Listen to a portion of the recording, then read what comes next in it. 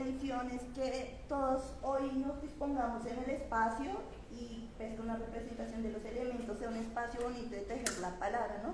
El ejercicio de resistencia, pero una resistencia también diferente a todo lo que este sistema nos ha obligado y nos ha impuesto. Entonces un poquito es representar y ritualizar el espacio en esa intención, que desde aquí pues en medio de todo este momento caótico que tengamos, pues desde aquí también hagamos esas resistencias bonitas en donde podamos hacer contraparte, pero también podamos transformar esto que queremos. Entonces un poquito es el llamado como al fueguito que nos dé fuerza, a los humitos que además de aclararnos el pensamiento y podernos hacer con esa conexión, pues también nos permite tener claridad y sabiduría para el camino pues que queremos tejer. Y estos elementos de la tierra, de la madre tierra que pues nos sostienen. Estamos conectados a ella siempre, entonces la intención es que en este espacio pues también ella nos siga sosteniendo para seguir.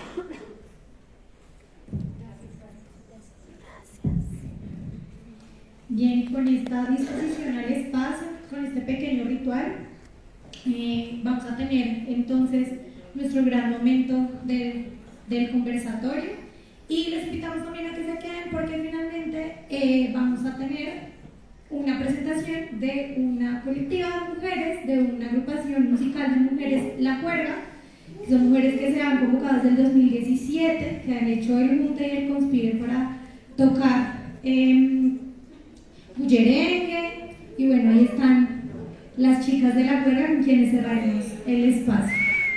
También muy agradecidas con las chicas por disponerse también a estar acá y a participar. Entonces, bueno, quisiéramos darle la bienvenida a nuestras invitadas de esta tarde. Tenemos con ustedes a Adriana Guzmán Arroyo, mujer aymara, lesbiana. Yo voy a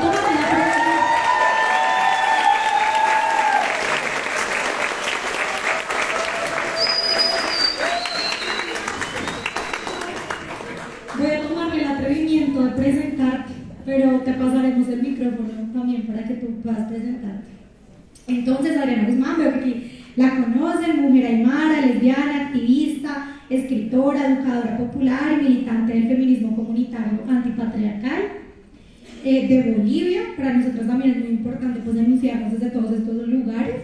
Su trayectoria se ha caracterizado por la defensa de los derechos de las mujeres indígenas y la lucha contra las estructuras de opresión patriarcales, coloniales y racistas.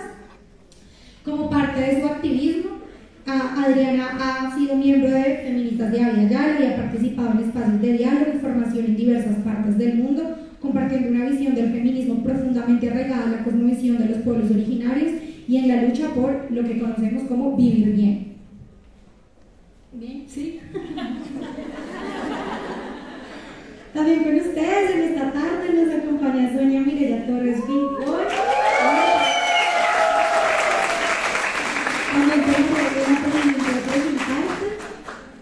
Feminista y maestra, docente en estudios interdisciplinares de género de la Universidad Autónoma de Madrid, magíster en estudios latinoamericanos de la Universidad Javeriana e historiadora de la Universidad Nacional de Colombia. Sonia ha sido profesora en la Universidad Pedagógica Nacional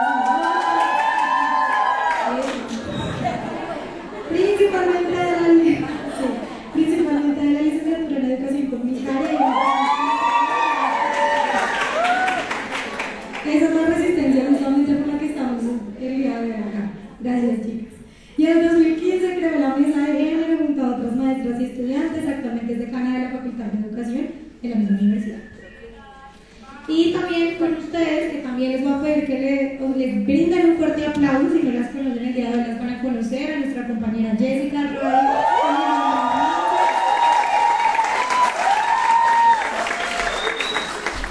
Estas dos integrantes de la colectiva Abre Caminos, defensoras de mujeres y disidencias, que nuevamente es una colectiva que a través de la formación, la comunicación y la incidencia busca comprender, prevenir y aportar el abordaje integral de las violencias basadas en género y violencia contra las mujeres en Colombia. Nos estarán acompañando, moderando también este espacio, entonces vamos a darles un fuerte aplauso nuevamente para darles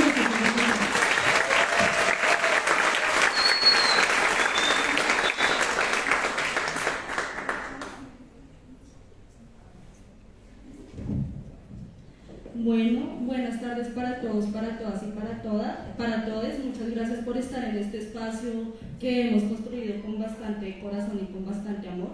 Muchas gracias nuevamente a nuestras invitadas, a Pau por presentarnos y Jessy obviamente por estar acá compartiendo el espacio.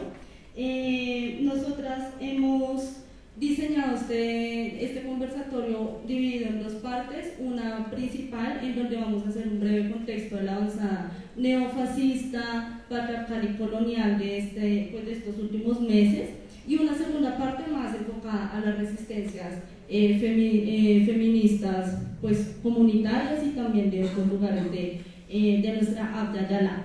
En ese sentido, pues antes de abordar las preguntas queremos leer un pequeño contexto que hemos preparado, entonces me va a permitir leerlo porque no quería que se me olvidara ningún detalle. Entonces, esta primera parte avanzada el neofascismo, el colonialismo y el patriarcado a nivel global. Y lo hemos dividido en 5 puntos.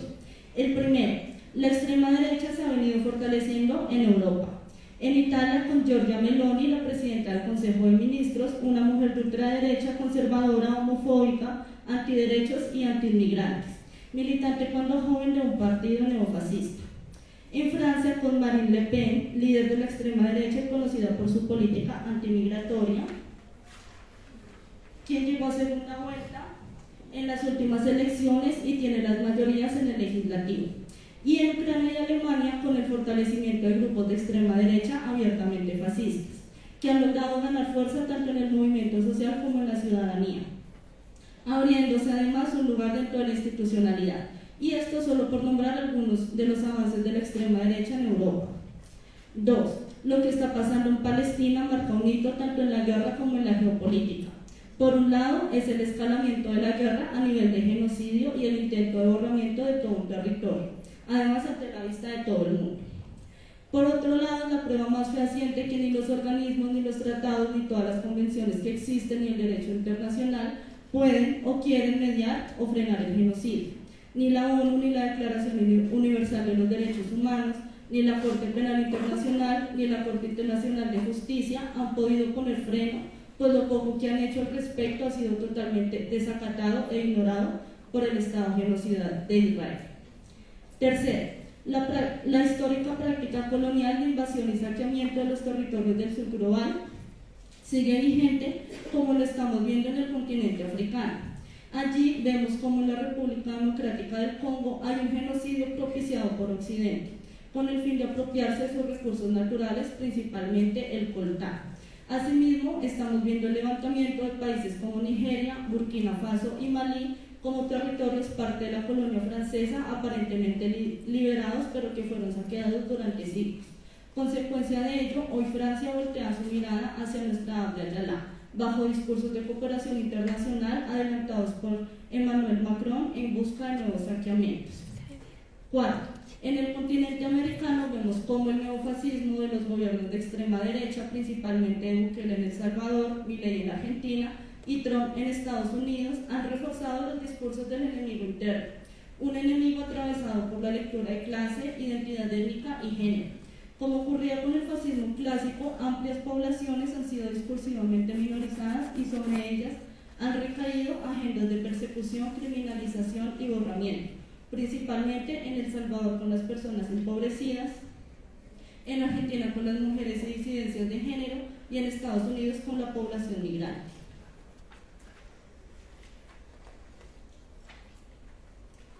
Milei, en poco más de un año de gobierno, redujo a la mitad los ministerios y las secretarías, recortó el número de empleos públicos, suspendió obras públicas y redujo subsidios y transferencias del Estado a las provincias.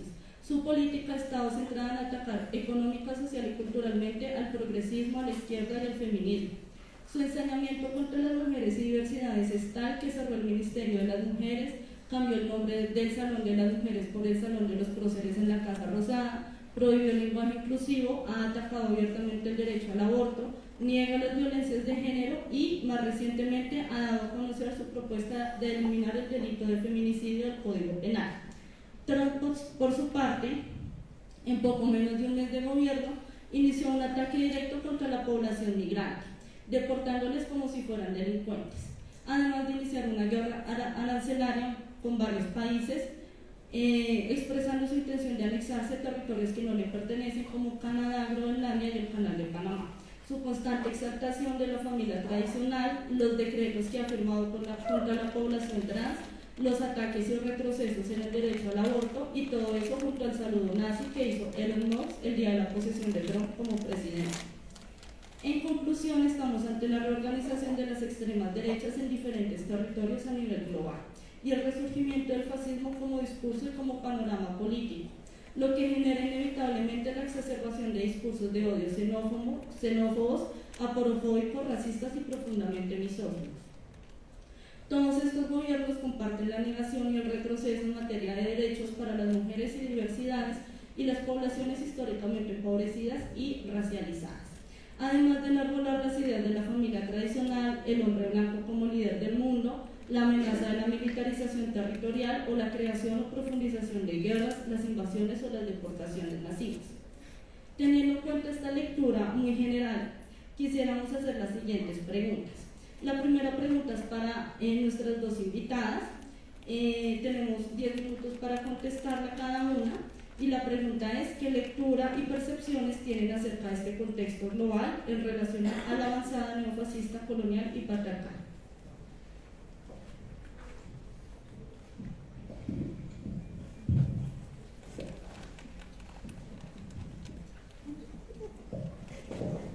Aski, Aruma Kipanaya, Cuyacanacas, Giletanacas, Jaquenacas, Paisuma, Tincupacha, Cuyacanacas. Muchas gracias, compañeras, hermanas, por este espacio. Muchas gracias por estar, Sonia.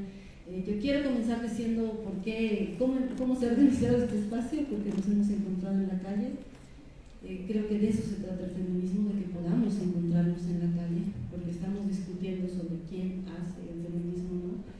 Y lo hacemos quienes podemos encontrarnos en la calle, en el territorio, en el mercado. De eso estamos hablando, ¿no? Esta capacidad de encontrarnos, de esta posibilidad de encontrarnos, que este sistema nos niega, pues profundizando la clase, profundizando las desigualdades, ¿no? Profundizando estos discursos que en vez de tener una mirada estructural se han comenzado a convertir en discursos individualistas para explicar las expectativas personales, ¿no? Entonces, ese es parte de los triunfos de este sistema, la profundización de lo personal sobre lo estructural, ¿no? Bueno, para responder a esta pregunta creo que hay que hacer como varios análisis, ¿no? Uno primero es si el neofascismo, la extrema derecha son lo mismo y si han triunfado, cómo y por qué han triunfado, ¿no? Cómo han crecido, cómo han avanzado. Este contexto que ustedes han mencionado para mí es parte de la profundización de un sistema que tiene que ver también con el fracaso de los gobiernos progresistas, con el fracaso de una izquierda que siempre ha planteado la toma del poder, y cuando ha tomado el poder no ha hecho nada, o ha hecho poco, o el poder la ha tomado más bien a ella, a la izquierda. Pero no solo eso, sino la incapacidad autocrítica de reconocer que esa forma de entender la toma del poder, la organización, el partido, no tiene ningún sentido ya. Entonces, en ese momento estamos viviendo en la región, ¿no? Lo que ha pasado en Bolivia, lo que ha pasado en el Ecuador, lo que ha pasado en Brasil, lo que ha pasado también en Europa, ¿no? Con el PSOL, con Iglesias, con todas estas izquierdas que se han reorganizado, que después se metieron al gobierno, refuncionalizaron todo y no tuvieron la mínima ética de decir que se habían vendido, que habían fracasado o que finalmente entendían eso como la revolución. Eso, por supuesto, que genera condiciones mucho más complejas para la resistencia, para la movilización, para la articulación, pues, en las calles frente a esta avanzada neofascista, colonial, patriarcal, como le han llamado, ¿no? La otra cosa es que el sistema no se profundiza solito, se profundiza por las posibilidades que les dan también los estados. Los estados administran el sistema patriarcal, colonial, y las izquierdas que han llegado a los estados no han acabado con esa administración. Todas han seguido modelos extractivistas, modelos coloniales, incluso hablando de descolonización, incluso hablando de interseccionalidad, de inclusión de todas, todos, todes, con todos los discursos supuestamente más progresistas. lo que han hecho es profundizar también el sistema, ¿no? Por supuesto que la derecha siempre ha estado, la derecha siempre ha tenido el poder económico. Yo creo que ahí hay que mirar también la diferencia. Siempre ha tenido el poder económico y necesitaba títeres para el poder político. Hoy no los necesita más. Y Milei es una muestra de eso, ¿no? Ya no estamos hablando de una derecha que está dentro de los gobiernos y los partidos, estamos hablando de una derecha que es dueña del mundo. Estamos hablando de Elon Musk, que es dueño de parte del mundo. En Bolivia hay un empresario que se llama Marcelo Claure, que es uno de los empresarios más ricos del mundo, y que él opina qué va a pasar con el país y todo el mundo le hace caso. El señor ni siquiera necesita tener partido político, ni siquiera necesita invertir ya en eso, ¿no? Entonces estamos en otro momento del sistema patriarcal, colonialista, capitalista, y tenemos la necesidad, la responsabilidad política de analizar eso. El Estado como modelo de organización de la sociedad que se han disputado las izquierdas y las derechas no sirve más.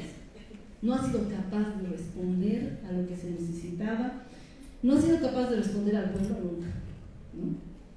Pero no es capaz ya de servirle a los intereses económicos. Entonces va a prescindir del Estado. Y el Estado no puede garantizarnos nada, no puede garantizar salud, no puede garantizar seguridad, no puede garantizar que no nos maten, no puede garantizar atención mínima de la educación, no puede garantizar que las calles no tengan huecos, no puede garantizar nada. Entonces nuestra fuerza política no se puede seguir concentrando en pedirle al Estado organizar un nuevo partido para volver a tomar el Estado. Entonces hay que mirar el avance del fascismo, los discursos antiderechos, ¿no? Pero también hay que mirar qué estamos haciendo nosotras, cómo nos estamos organizando, hacia dónde estamos poniendo nuestras fuerzas, ¿no?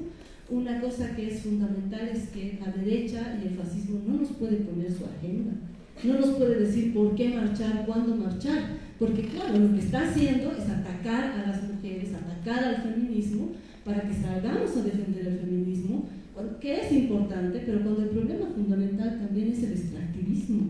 Si no nos matan por casualidad, nos matan para perpetuar un sistema de saqueo de los territorios, de los pueblos, de saqueo de Colombia, de saqueo de Bolivia. Por eso hay una dictadura en el Perú, porque las mineras quieren seguir creciendo. Por eso, producto de esa dictadura, hay más feminicidios, hay más violaciones, hay un genocidio contra el pueblo, ¿no? Y salimos a movilizarnos o por el feminismo o por el ataque a las disidencias, diversidades sexuales. Entonces nos están poniendo los temas cuando tenemos que estar hablando de otros temas más estructurales. No quiero decir que no sea importante todos esos ataques, pero esta es una estrategia. Lo mismo están haciendo en Europa y lo mismo están haciendo aquí para distraernos, ¿no? Ahora, dos riesgos que veo ahí, no sé qué tipo tendré, pero dos riesgos que veo ahí es como los medios de comunicación le hacen juego, por supuesto, a esta derecha y este fascismo que nos pone los temas por los cuales tenemos que organizarnos, pelear entre nosotras, quién es la sujeta, el sujeto, el sujete del feminismo, ¿no? Para mí, quienes nos encontremos en mi barrio, para mí, quienes nos encontremos en la comunidad y queremos enfrentarnos al patriarcado, ¿no?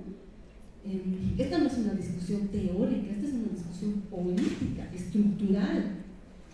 Entonces, ese es uno de los problemas, es que nos están poniendo la agenda, los temas.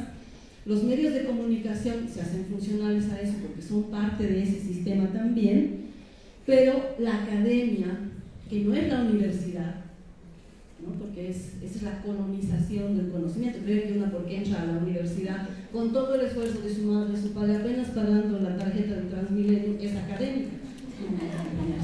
Ese es una profunda colonización universitarias, y gracias a la lucha del pueblo, gracias a la resistencia en el paro, gracias a hermanos que han caído en esa propia resistencia y que en la región estamos peleando por la educación pública, ¿no?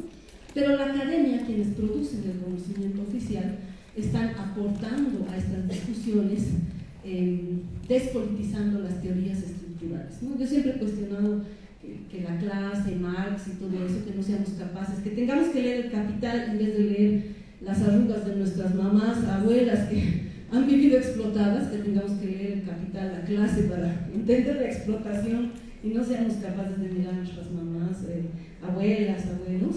Siempre he criticado eso, pero hoy extraño eso, porque no hay una lectura estructural de nada.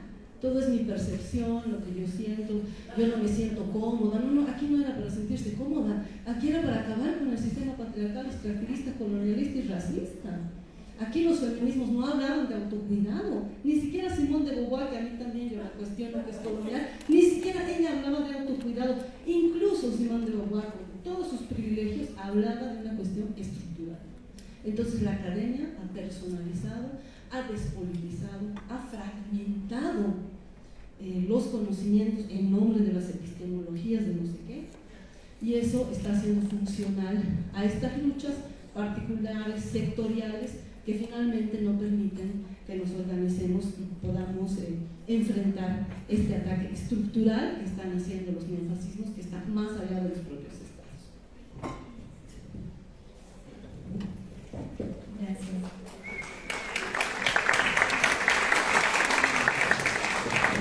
Bueno, muchas gracias a las compañeras por la invitación. Estoy igualmente muy emocionada de estar aquí al lado de la gran maestra Adriana. Cuando me preguntaron que si quería, antes de que terminara la frase dije sí. Porque, bueno, creo que Adriana ha sido un referente para América Latina, especialmente, y aquí en Colombia, de lo que puede ser efectivamente la construcción de un feminismo comunitario popular. Además, estoy muy contenta de volver. Exactamente hace 30 años estaba empezando en esta universidad la carrera de Historia en 1995, y al año ya teníamos una colectiva feminista Mujeres Libres. Entonces yo las veo y me recuerda profundamente pues eso que tú dices, ¿no? ¿Cómo nos hacemos las feministas? ¿Dónde nos encontramos? Pues también en el activismo, ¿no? Entonces estaba súper emocionada aquí viéndolas y haciendo retrospectiva también de lo que hicimos en alguna época. Bueno, yo estoy igualmente de acuerdo, muchas gracias compañeras por ese contexto que han realizado. Creo que efectivamente el fascismo ha persistido a lo largo de la historia efectivamente y ha venido cambiando la agenda dependiendo del momento histórico como tal. En este momento, para el neofascismo, como se ha mencionado justamente, pues viene como todo en el mismo paquete, ¿no? Y creo que ahora pues, podemos hacer un poquito un análisis quizás más complejo del asunto, justamente para no separar neofascismo, fascismo de la derecha y de colonialismo, de racismo, porque finalmente son todos sistemas de opresión articulados bajo el mismo, o que soportan y subsidian el mismo sistema patriarcal, ¿no? O sea, ya no podemos estar en la discusión sobre si la lucha es contra el capitalismo o si la lucha es solo contra el colonialismo, sino que va todo dentro del mismo sistema ideológico de dominación.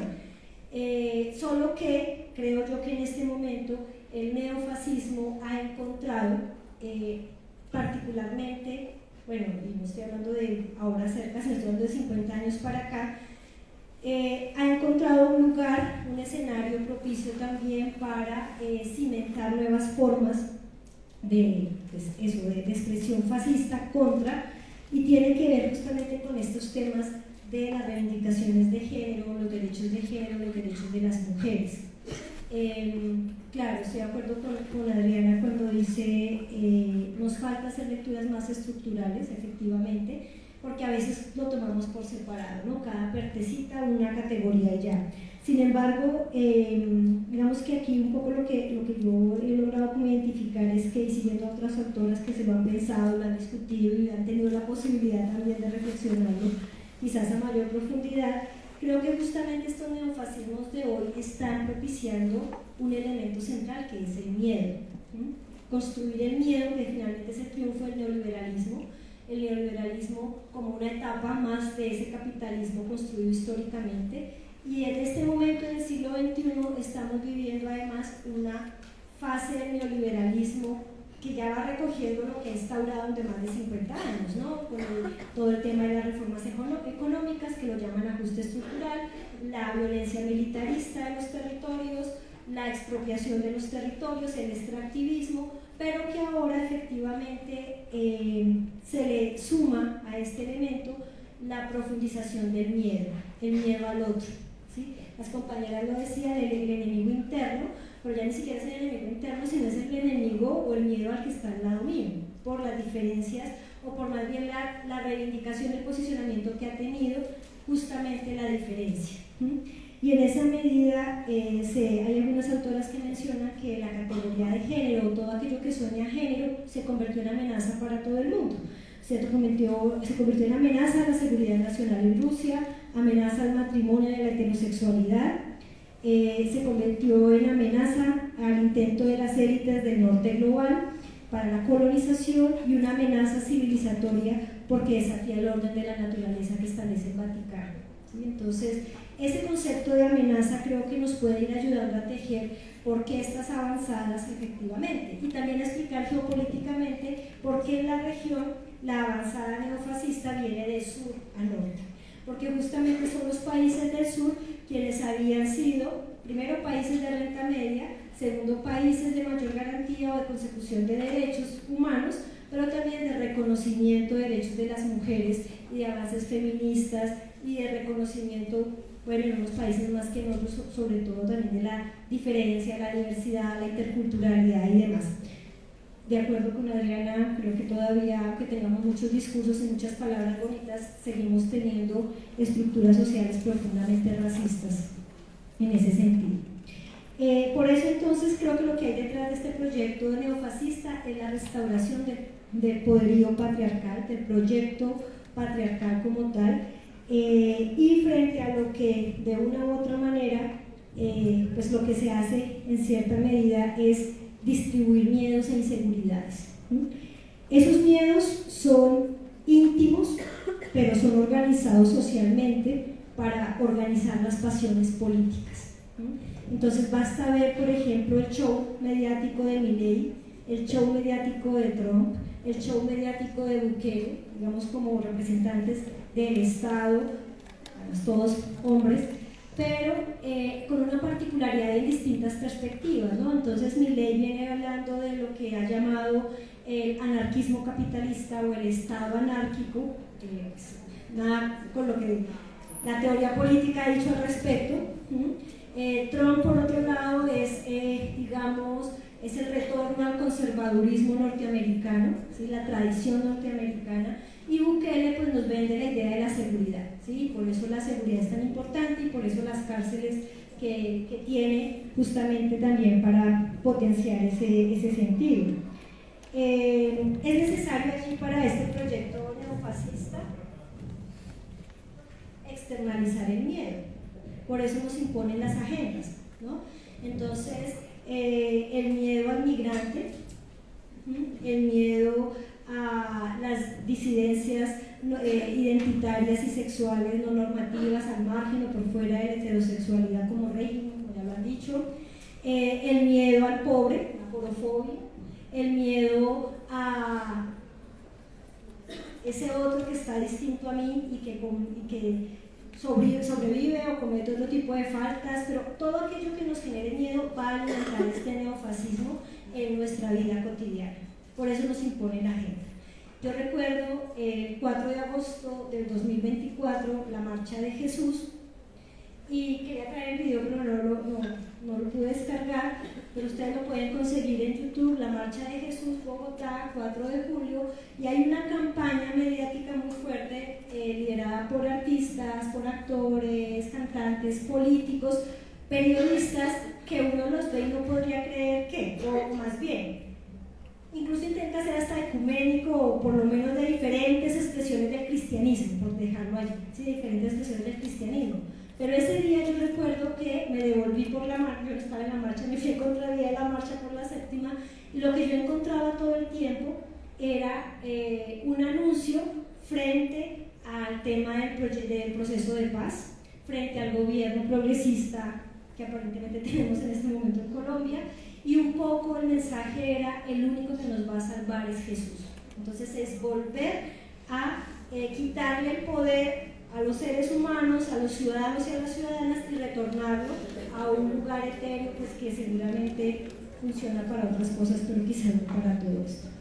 Estos temores entonces, además, este neofascismo pretende venderse como una propuesta transnacional. O sea, claro, de hecho sí hay unas expresiones en cada uno de los continentes, en la región tenemos aquí varias, en Europa, en Estados Unidos, por supuesto, y pareciera entonces que hay un gran movimiento transnacional neofascista, y bueno, yo prefiero pensar que no es así, que no es así porque de todas maneras creo que lograrán serlo como movimiento mundial transnacional. De hecho, los movimientos antigénero y antiderechos es un movimiento transnacional, pero quiero decir que el triunfo de este movimiento no está dado por su expresión o su intención de serlo, ahora en manos de los más ricos y poderosos del mundo, que se reparten la riqueza mundial y que además están utilizando el poder político para ello y el desarrollo tecnológico además, sino porque creo que el triunfo de ellos está en la medida en que permitamos que triunfe el individualismo en cada uno de nuestros espacios familiares, cercanos, colectivos y demás. Ese sí sería el verdadero triunfo del neofascismo, ¿sí? Porque por lo demás seguramente seguirán haciendo todos sus despliegues, pero yo confío en la comunidad internacional. O sea, un poco mi perspectiva como historiadora es, no estamos en 1933, ¿no? Cuando avanzó fuertemente el fascismo en Italia y el nazismo en Alemania y otras expresiones en el mundo también, y se dividieron además por las digamos, modos de producción y por propuestas políticas e ideológicas que nos han fragmentado y todo esto que mencionaba también Adriana. Creo que hay una comunidad internacional que en algún momento tendrá que pararse, tiene el deber de poner freno a estas expresiones imperialistas, porque finalmente es una reproducción también del imperialismo en ese sentido. Creo que allí entonces, por eso es tan preocupante para este avance del neofascismo, las luchas feministas lo ven como una amenaza contra la natalidad, el racismo contra los migrantes, el riesgo a la integridad de la nación y demás, y sobre esta idea de lo transnacional es que vuelven a emerger estos discursos de la nación, ¿no? De nuestra nación americana, nuestra nación, etcétera, pues son conceptos profundamente coloniales también en el sentido que se están expresando. Entonces creo también que allí, por eso lo señalo, más bien viene la estrategia de señalar a los grupos que consideran amenaza, que vienen de estas reivindicaciones, como enemigos públicos, y desde allí fortalecer esto que se ha denominado la ideología de género, ¿no? Que no es otra cosa que toda la expresión del movimiento antiderechos, del cual en este momento la expresión del fascismo encuentra asidero allí. Por eso las primeras expresiones y decisiones que toma Trump es contra los migrantes, es contra las luchas de las mujeres, por eso Milei de una manera absolutamente imbécil, tengo que decir, confunde feminicidio con feministas, que la verdad es lamentable. Uno cree que ese tipo de políticos solamente están aquí en Colombia y no, pues afortunadamente digo no solo aquí en Colombia, pero da vergüenza, ¿sí? Da vergüenza en ese sentido. Entonces yo creo que también se trata justamente de un proyecto de restauración patriarcal. Si bien estamos además, yo creo que lejísimos de poder acabar con el sistema patriarcal históricamente construido, creo que sí hay unas fisuras muy importantes labradas desde distintos escenarios, y esto es lo que ahora quieren restaurar, ¿sí? Quieren restaurar y como se ha dicho ya, como desde todo este ejercicio del poder político y económico.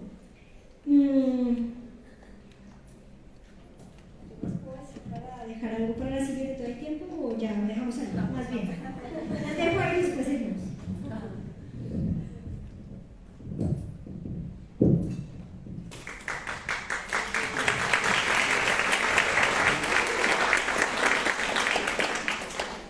Bueno, muchas gracias a nuestras dos invitadas por estas reflexiones que nos comparten, que consideramos muy pertinentes para el momento que estamos viviendo. En efecto, creo que una de las reflexiones que hemos llegado en algunos espacios en los que hemos podido estar también es que lo que hemos llamado esta avanzada fascista es un problema estructural, ¿sí? Es un problema, como lo dicen ustedes, que se arraiga bastante en el Estado, y que por eso las feministas pues digamos que hemos abrazado mucho las reflexiones también que desde el feminismo comunitario se ha venido haciendo en relación a cómo las feministas mediamos, ¿no? Como con el Estado, mediamos con los gobiernos incluso que se enuncian de izquierda. Podríamos hablar de lo que está pasando acá en Colombia también más adelante, que creo que eso nos da bastante tema también para la reflexión. Pero teniendo también esto como presente, la segunda pregunta ya está un poco más aterrizada a la afectación que esta avanzada fascista ha generado en las mujeres y en las diversidades, ¿no? Entonces, para Adriana, ¿cómo consideras que esta avanzada ha afectado a las mujeres y diversidades tanto aymaras como en Bolivia, ¿sí? Y también al territorio boliviano, porque entendemos también la relación territorio-cuerpo, entonces queremos hablar de esta afectación. Y para Sonia, pues lo aterrizamos más a Colombia, o sea, ¿cómo crees que ha sido esta afectación en las mujeres y diversidades acá en Colombia y en el territorio colombiano? Entonces no sé cuál de las dos quiere responder primero a la pregunta.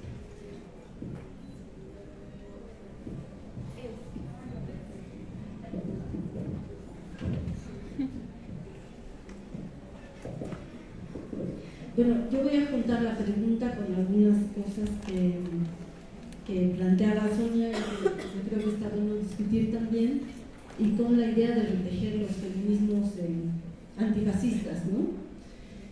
Primero, siento que este planteamiento de descolonizar las epistemologías tiene que ver como poder pensar desde otro lado que no sea siempre en relación al Estado, los gobiernos, los presidentes, incluso los derechos humanos y los organismos internacionales, ¿no? O sea, siempre hemos pensado, nos ha obligado el sistema a pensar así, ¿no? Y yo entiendo lo que tú decías, que hay que creer un poco en la comunidad internacional, esa comunidad que viene callada frente al genocidio de Palestina. En los años 30 fueron capaces de detener o intentar enfrentar el fascismo de Hitler, y hoy no. Pero la historia te dice que hemos evolucionado, que hemos avanzado, que todo ha ido para mejor. No. Nos dicen que hay un ataque al género por lo que hemos generado, por las luchas que tenemos, ¿no? Si yo voy a tener que salir a defender a las mujeres fascistas que están dentro de los estados, me niego. Esas lógicas de género que ha hecho que todas las mujeres están bien, que estén en todas partes y la participación política y que todas somos iguales, mentira. Son las mujeres vinculadas al poder las que han estado en los gobiernos. Son las mujeres vinculadas al poder las que han estado en los espacios de decisión, incluso en los organismos internacionales. Michelle Bachelet, sin ir lejos, y viniendo incluso de la izquierda, no ha dejado de perseguir al pueblo mapuche, encarcelar niñas y niños. Dina Boluarte, dictadora en el Perú, que manipula el hecho de ser mujer y que muchas personas dicen, ella es víctima del poder. ¿Cómo víctima? O sea, ¿qué visión estamos teniendo de nosotras? Y no tiene que ver solamente con la discusión si es biologicista o no. Tiene que ver con que si supuestamente hubiéramos logrado algo con esas luchas de género que han sido liberales, que no han transformado la estructura y que nos han hecho creer que realmente habían atacado el patriarcado. No. Es más, han diluido las opresiones que vivimos. No podemos reconocer que somos trabajadoras empobrecidas. ¿Quién es la clase obrera? No sé, búsquenla. ¿Quiénes son los empobrecidos? No sé, búsquenlos, porque yo sigo comprando en el mismo shopping. Porque el sistema nos vende esa posibilidad. Entonces, para mí, ahí está la discusión. Nos están poniendo a defender supuestamente logros que hemos tenido, pero que no hemos logrado nada. La discusión sobre las diversidades sexuales, que ahora el lenguaje sea inclusivo, etc. ¿Acaso nos ha permitido cuestionar la heterosexualidad como sistema político, no solo como práctica sexual, porque esa es una discusión de cada cual en su cama? El problema es cómo ese sistema político reproduce la familia, la violencia. Hace poquitos días, el Día del Amor, yo casi muero de la rabia aquí en Colombia, no sabía que era tan fuerte el Día del Amor. Y ese mismo día había feminicidios. Y las feministas todavía decimos, bueno, somos feministas, pero no es que no vamos a festejar el amor, aunque sea el amor entre nosotros. Yo digo, no, tal vez hay palabras que definitivamente no sirven. Pienso que el amor es una de esas palabras, no se puede reciclar, no se la puede resignificar, no por el momento, porque sostiene esas relaciones de poder de la sociedad. En nombre del amor nos matan. Entonces, ¿qué hemos logrado como mujeres?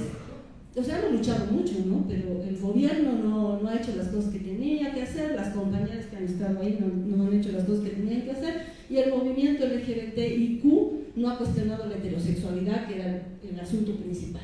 Y nos hemos quedado en la discusión de yo soy lesbiana, tú eres trans, todo bien, pero aquí el problema es seguir reproduciendo la heterosexualidad. Un feminismo profundamente heteronormado, que además nos dice sí cuánto las queremos a las lesbianas. Entonces, ¿era estructural o no era estructural? Me preocupa eso, que esta avanzada, esta supuesta avanzada neofascista, yo creo que ya habían avanzado antes, solo que no lo estábamos viendo tan claro, nos quiere poner los temas, las discusiones, nos quiere poner a defender. Hace 2 días en Bolivia estaban marchando las mujeres por la paridad, ¿no? Le he dicho, paridad, si ahí están 53% de mujeres en el Parlamento que no han hecho nada por las mujeres, que han firmado todos los contratos con las empresas mineras. Entonces no es biológico, es político. ¿Cómo estos neofascismos están afectando a las mujeres en Bolivia? Volvemos a la pregunta, ¿a cuáles mujeres? Hay un grupo de clase que está vinculado a las empresas transnacionales, a los gobiernos, a los partidos, donde las mujeres también han ganado sus privilegios y utilizando el ser mujeres.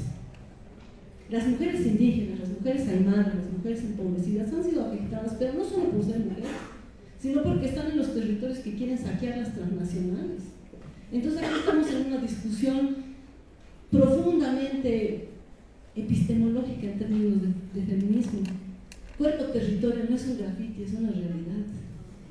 El cuerpo y el territorio están juntos y están matando a las mujeres que están en el territorio que quieren las transnacionales. Antes las transnacionales hacían un acuerdo con el gobierno, firmaban un contrato, pagaban impuestos. Ahora llegan al territorio y si a alguien no le gusta le ponen un tiro y ya está. Y ustedes lo saben mejor que nadie en la región, y eso está pasando en muchos lugares. ¿Por qué no necesitan ya firmar un contrato? ¿Por qué no van a pagar impuestos? ¿Por qué no van a negociar, no van a transar con nadie? Porque pueden quedarse con todas las ganancias, no tienen que compartirlas con nadie, y porque el desprecio por la vida que se ha consolidado con el genocidio de Palestina les permite matar comunidades enteras, empezando por las mujeres, por las niñas, para poder quedarse en los territorios.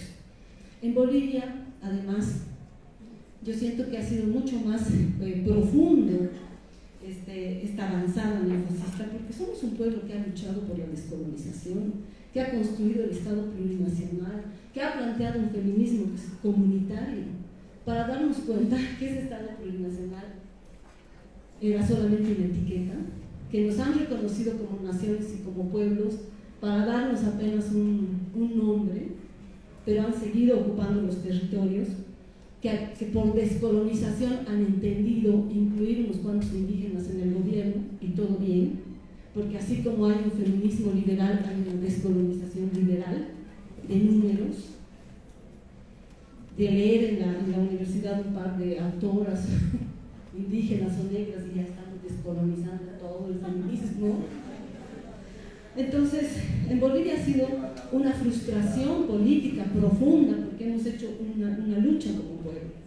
Y ahí voy con los aprendizajes. No puede ser en vano el proceso de Bolivia, no puede ser en vano las luchas que hemos hecho como pueblos. Ustedes están frente a ese momento. Después de lo que pase con la elección o en este año que queda, ¿cómo vamos a resistir la frustración? Y esta pugna interna de vos sabías, vos tenías la culpa, vos has creído, vos no has creído, quién no ha creído. Porque además no está en nuestras manos, va a depender de lo que terminen de hacer en este año, ¿no? Y por supuesto, pues, de una complejidad que tiene Colombia, que no la iba a resolver un gobierno de 5 años, ¿no? Pero sí podemos prepararnos para la frustración. Sí podemos saber que no habíamos puesto todos nuestros sueños en el gobierno. sí podemos saber que estábamos organizando en las comunidades, sí vamos a poder decir, bueno, se cayó el gobierno, sabíamos, era difícil, pero aquí estamos organizadas, sí podemos reconocer la resistencia, como decían ustedes, como otra forma de vida. Lejos de esa idea lineal del tiempo, de toda la vida los pueblos indígenas resisten, ya no es posible resistir, es otra forma de vida. Ustedes han dicho que había que dejar de resistir y tomar el poder, y ahí está, pues no han tomado nada, entonces nosotros seguimos resistiendo. Y la resistencia nos permite además, ustedes lo saben, placer, tiempo para nosotras, encuentro. Entonces, ¿a qué estamos aspirando realmente? O sea, ¿qué es lo que este neofascismo está amenazando para enfrentar esa política del miedo? ¿Qué capacidad tenemos de controlar lo que tenemos? Yo creo que mucha. Yo creo que tenemos autoorganización. Ustedes han resistido un paro, han resistido balas. O sea, está el neofascismo, pero tenemos memoria. Y tenemos sobre todo esta capacidad de organizarnos colectivamente y en comunidad. Yo creo que eso es lo principal, digamos, de retejernos como feminismos antifascistas. Y no es casualidad que estemos pensando en retejernos. Lo que pasa es que el feminismo se ha despolitizado y resulta que todo el mundo era feminista, hasta la diputada de derecha. Entonces uno empieza a cuestionar si realmente es feminista o no. Resulta que hay feministas solo para vender cursos feministas, y entonces uno dice, no, ya no, así tampoco, ¿no? O se ha academizado el movimiento feminista y todo es diplomado tras diplomado. Yo a veces digo, no, Adriana, no vuelves a ver un diplomado más, porque si no eres una incoherente. Al mismo tiempo digo, no hay otro espacio ahorita donde nos estemos encontrando, aunque sea nos encontraremos en el diplomado mientras volvemos a salir a la calle. Entonces, retejer los feminismos es volver a leer el contexto, pero yo creo que leerlo desde nuestras posibilidades, desde lo que hemos hecho, y no desde el miedo que nos quiere poner el neofascismo, no desde la agenda que nos quiere poner el neofascismo, no desde el fracaso del Estado, porque ese es su fracaso. Nosotras estábamos haciendo lo nuestro, aquí están las colectivas, nosotras hemos hecho nuestro trabajo. Quienes han fracasado son los estados, los gobiernos, las izquierdas, creo en gran parte, y eso es retejernos, volver a pensarnos como feminismos, que tenemos un camino, tenemos una memoria, como para enfrentar a los fascistas.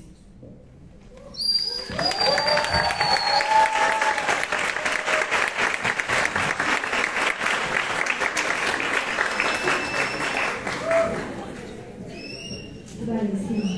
Bueno, igual creo que para poder abrir el micrófono y poder compartir, pues unamos las dos, la pregunta 2 y la 3 que nos habían invitado las compañeras.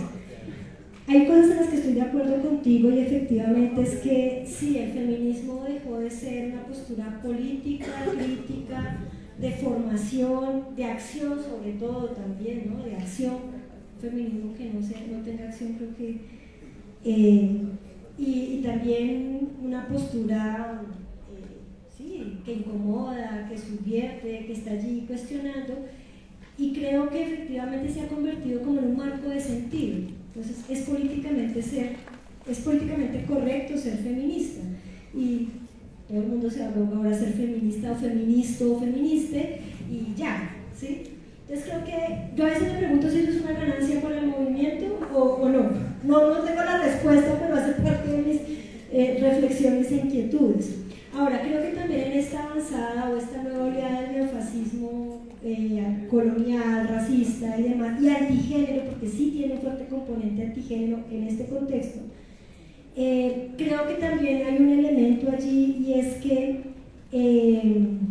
también se responde. Yo estoy de acuerdo contigo en estos avances de los feminismos académicos y blancos que desconocen los contextos y demás, pero también creo que hay un ejercicio propicio de este neofascismo, y es culpabilizar al feminismo de esta misma situación, ¿sí? Un poco en términos de, fueron tan radicales ustedes, las feministas, en la reivindicación de sus luchas y demás, que miren la reacción, ¿sí? Entonces no solamente somos la responsable, o sea, no solamente nos reclaman por ir tan rápido para algunos casos, en otros estamos muy lejos, por supuesto, de las luchas, de las reivindicaciones sociales y demás de las mujeres que se declaran y se denuncian desde allí en todas sus diversidades, sino que además somos responsables de la avanzada del fascismo, ¿sí? O sea, nos culpabilizan además de esta avanzada. Entonces creo que, y del triunfo de las ultraderechas, por eso el discurso es el miedo al aborto, el miedo al migrante, el miedo al que me pueda hacer daño, entonces por eso la seguridad está primero, etcétera, etcétera.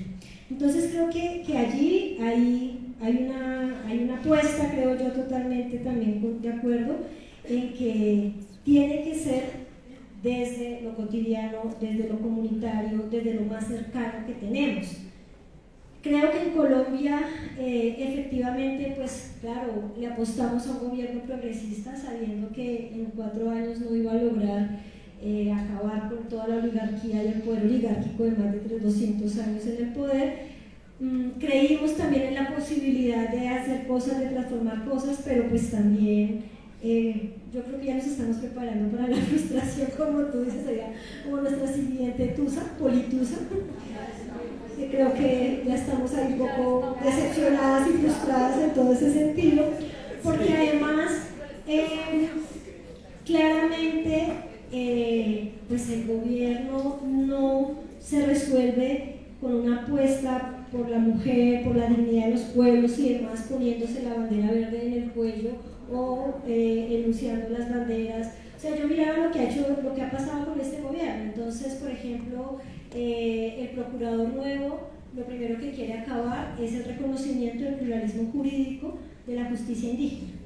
Un reconocimiento que se hizo en este gobierno, pero el procurador que pone el gobierno la quiere terminar, ¿sí? Porque dice, no se puede, no puede haber 2 órdenes jurídicos. Digo, poner esto hablamos de pluralismo otra vez, un poco la imbecilidad de la política. Bueno, y todo lo que viene pasando a nivel estructural con los ministerios, con todo este tipo de cosas que se han planteado.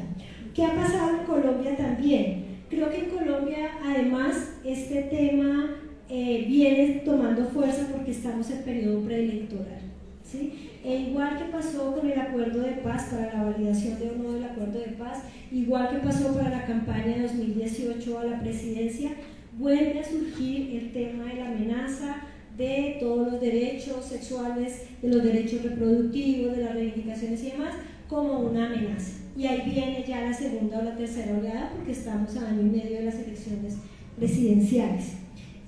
Por eso la marcha de Jesús a mí me sorprendió muchísimo. Yo dije, Jesús Todopoderoso, líbranos, porque viene grave, muy grave. Yo trabajo en una universidad que llevo 18 años trabajando allí como maestra, y he sido maestra de formación incluso normalista. Y es muy lamentable también, por ejemplo, que cuando se debatió el año pasado todo el tema de la ley de educación, ¿sí? El estatuto de educación, no hubo un pronunciamiento frente al tema de la educación sexual integral, no hubo un pronunciamiento frente a la educación, por lo menos la incorporación de enfoques antisexistas o antirracistas en la educación. La gente estaba peleando por el artículo 86 y 87, que es el de la financiación. Eso es lo estructural, es lo importante. Lo otro, guardamos silencio. Por ahí un grupo de maestras sacamos un comunicado que creo que nadie leyó y no alcanzó a llegar más allá de la 72, la puerta de la 72, pero preocupante, porque finalmente es un tema estructural también la educación y la formación. Y en una universidad que además forma maestros y maestras, estos temas siguen siendo marginales, siguen estando por fuera de la academia, como dice Adriana. Estamos ahí rasguñando espacios, pero sigue estando por fuera de la academia, pues que además sigue siendo profundamente androcéntrica. ¿Qué podríamos hacer o dónde está el ejercicio? Yo creo que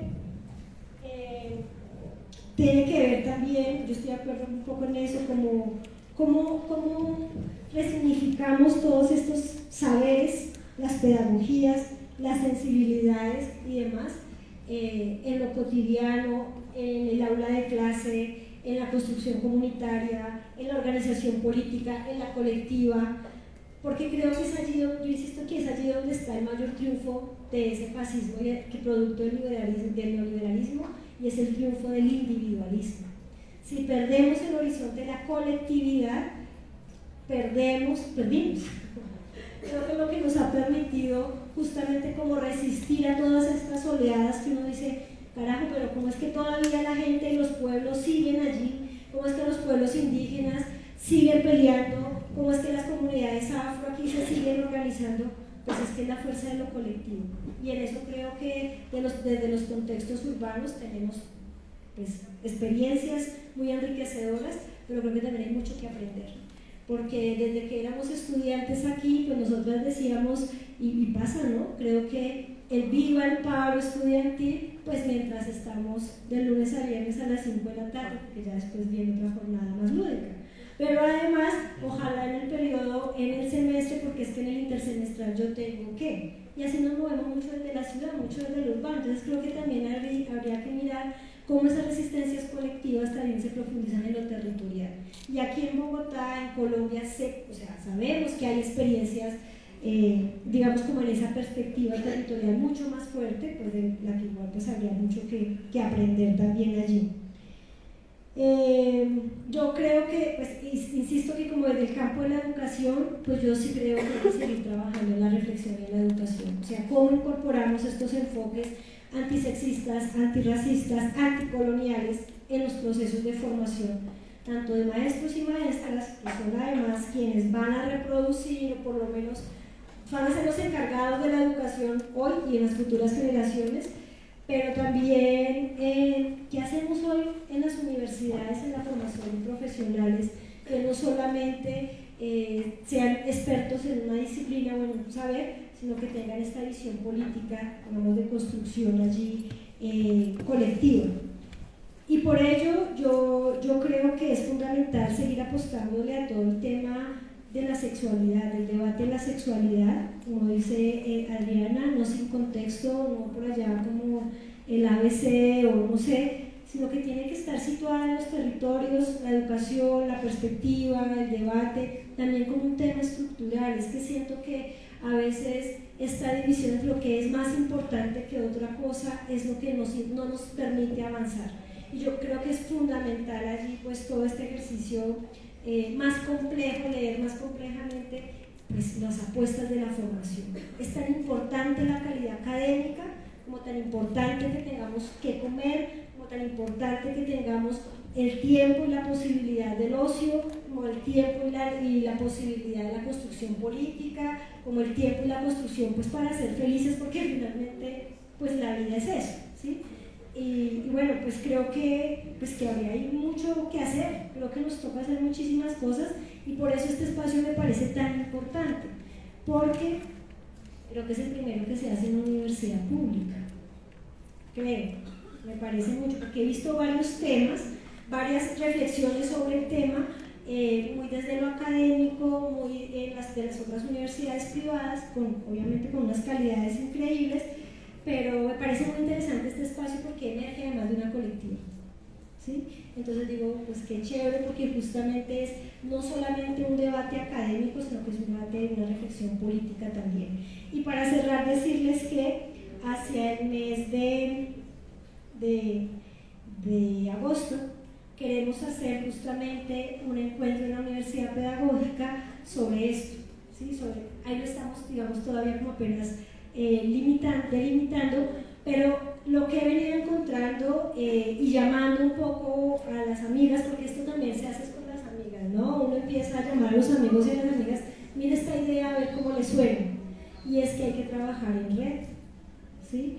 En red de apoyo colectivo, en red de cooperación académica, en red de apoyo solidario, en red de resistencia, en red de cuidado, porque solos y solos no podemos, o sea, definitivamente muy difícil. Vuelve y juega el cuento del individualismo allí. Entonces creo que pues bueno, chévere poder contar con ustedes y con quienes se quieran sumar. Ya les estaba diciendo